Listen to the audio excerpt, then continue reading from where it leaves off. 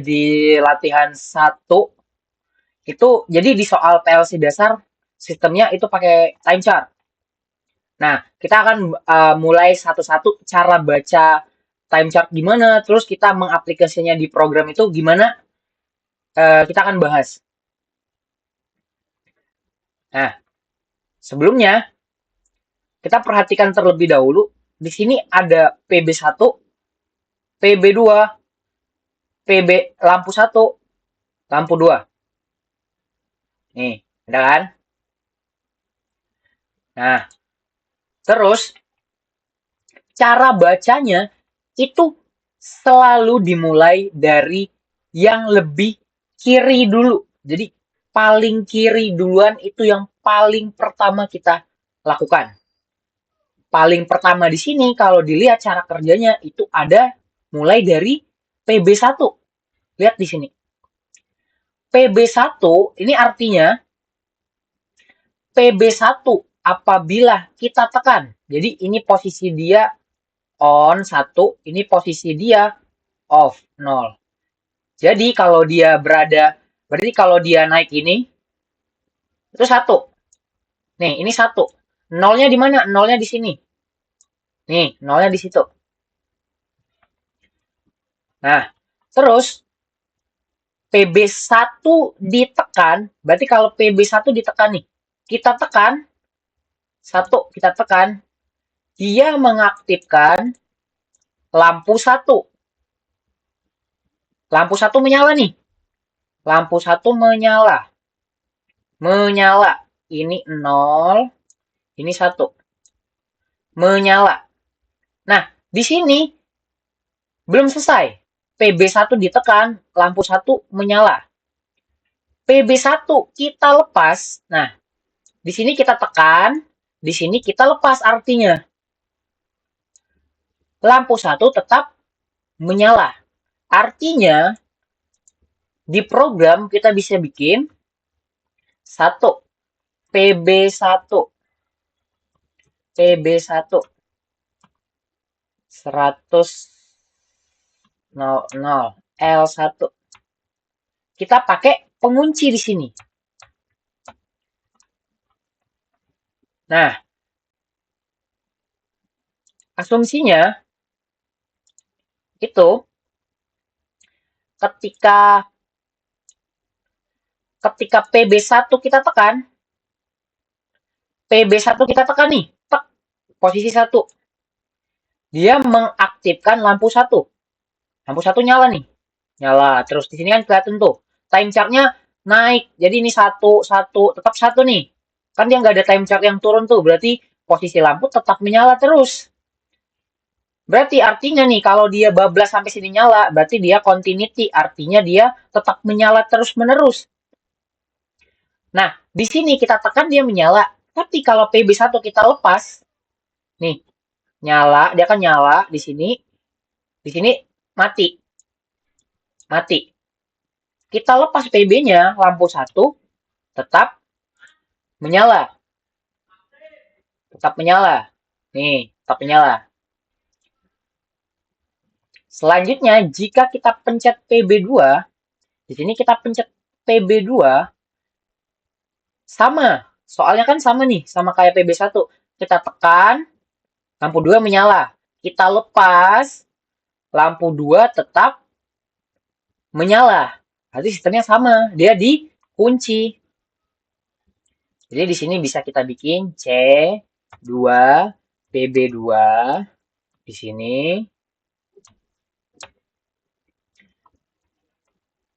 L2. Jangan lupa dikunci. Nih. PB1 kita tekan, PB1 kita tekan, naik. Lampu 1 nyala. Lampu 1 nyala. Kita lepas. Kita lepas di sini, lampu 1 tetap menyala. PB2 kita tekan, lampu 2 menyala. Kalau kita lepas, lampu 2 tetap menyala. Di sini 1, posisi kita tekan, di sini 0, kita lepas. Lampu 1, posisinya kalau PB2 1, lampu 2 1. PB2 0, lampu 2 tetap 1. Jadi istilahnya interlock. Baik, selanjutnya kita masuk ke latihan 2. Di sini di soal sama.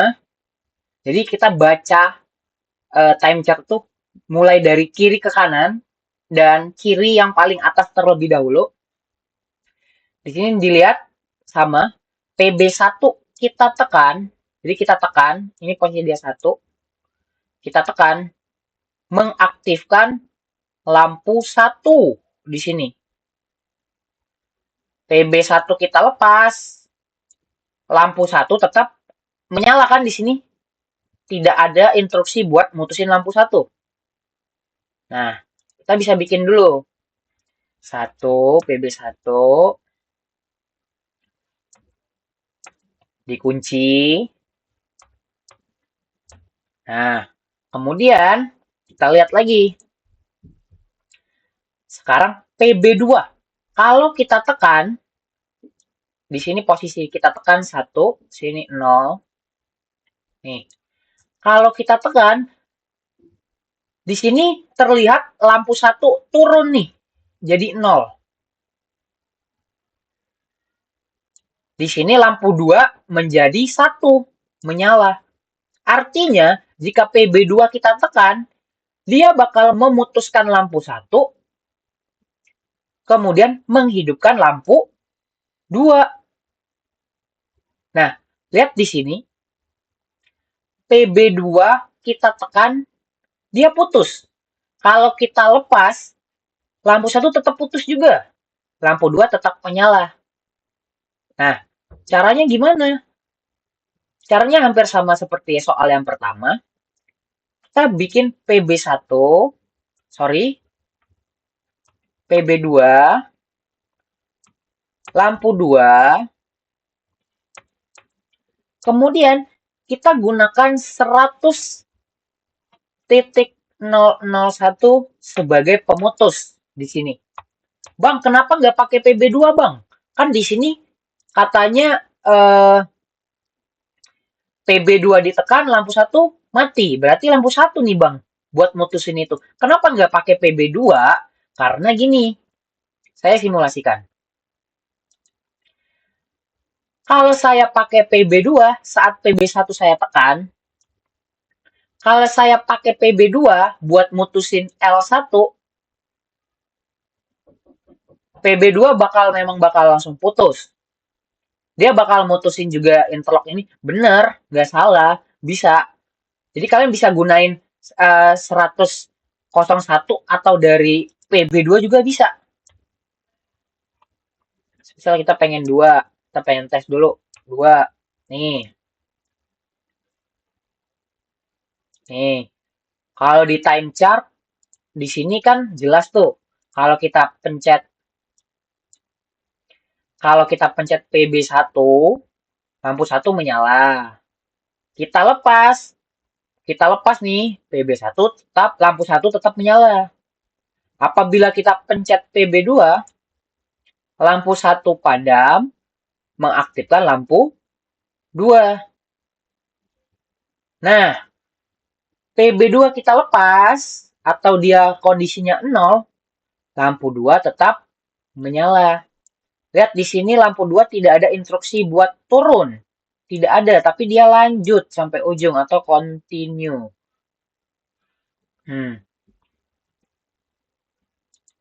Gimana kalau kita pakai 100.001?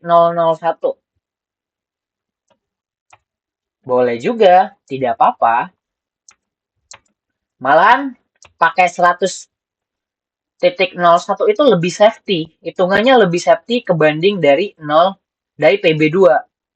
Karena sistemnya, logikanya tetap sama. Jika kita tekan PB1, dia bakal aktifin lampu 1. Kalau kita tekan PB2, dia bakal aktifin lampu 2 di sini. Berarti anak kontak NC-nya lampu 2 di sini memutuskan lampu 1 di sini. Jadi selagi L2 menyala, lampu 1 tidak bakal bisa menyala lagi. Nah, PB1 tidak bakal bisa menyala lagi. Kalau untuk safety 100.001 lebih dianjurkan bisa kita pakai buat pemutus di sana. Gimana? Gampang kan? Baik, selanjutnya kita bakal masuk ke latihan 3. Nah, di sini berbeda ya, guys. Dari sebelumnya, terlihat di sini, jika kita pencet PB1, kita pencet. Nih, kenapa nih bisa panjang seperti ini? Artinya, simpelnya gini. Kalau time chart-nya panjang seperti ini, dia tidak perlu dikunci. Seperti ini. Ini enggak. Sorry. Seperti ini, dia nggak perlu dikunci. Tapi kalau dia pendek seperti ini, dia perlu dikunci. Sama aja, di sini dia titik on-nya, di sini titik off-nya artinya. Berarti di sini titik off-nya. Nah, kita bakal breakdown satu-satu. PB1, kalau kita tekan, menyala itu lampu 1. Kita bisa isi 100.00. Itu lampu 1. Jadi, selama PB1 kita tekan, lampu 1 itu tetap menyala. Nah, di sini terlihat lampu 1 ada mati di sini. Ada 0. Tapi 0-nya ini bukan karena dari PB1. Di sini terlihat 0-nya itu karena PB2. Nah, dan juga jangan lupa di sini kita lihat PB2 itu berada di dalam PB1. Nah, kondisi tersebut bermaksud artinya PB2 itu harus aktif atau PB2 bisa aktif apabila PB1 sedang ditekan atau sedang aktif. PB1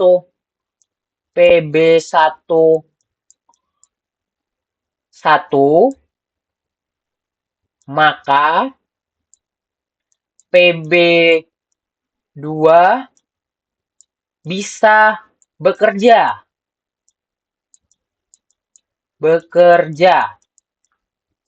PB2 bisa bekerja. Atau logikanya kita N-in di sini. Nah, PB1 kita N dengan PB2. Nah, PB2 kalau kita perhatiin di sini, PB2 kalau kita tekan, dia mutusin lampu 1. Kalau kita lepas, kalau PB2 kita tekan, mutusin lampu 1, ngidupin lampu 2. Nih, di sini udah pasti PB2 itu dikunci. Jadi, lampu 2 itu harus dikunci. Nih. Kemudian, lampu 2 mati karena apa di sini? Lampu 1 belum kita matiin. Sorry. Nah, kondisi seperti ini, lampu 1 mati karena PB2. Kita gunakan 100.1 biar lebih aman di sini. Nih. Kemudian lampu 2 mati karena apa? Lampu 2 mati apabila PB1 dilepas atau kondisinya 0. Nah, kita buktikan seharusnya ini udah benar.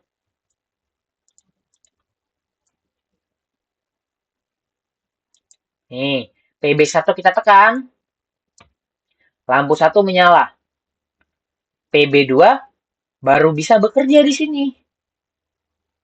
Nah, PB2 baru bisa bekerja di sini. Kalau kita tekan, dia bakal mutusin lampu 1, mengaktifkan lampu 2. Coba kita buktiin, bener nggak? Kita tekan, mutusin lampu 1, aktifin lampu 2. Kalau kita lepas, lampu 2 tetap menyala. Nah, lampu 2 tetap menyala. Lampu 2 mati karena apa di sini? Karena PB1 kita lepas.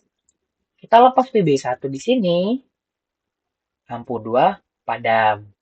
Nah, di sini PB2 nggak bakal bisa bekerja kalau kalau nggak PB1 ditekan terlebih dahulu.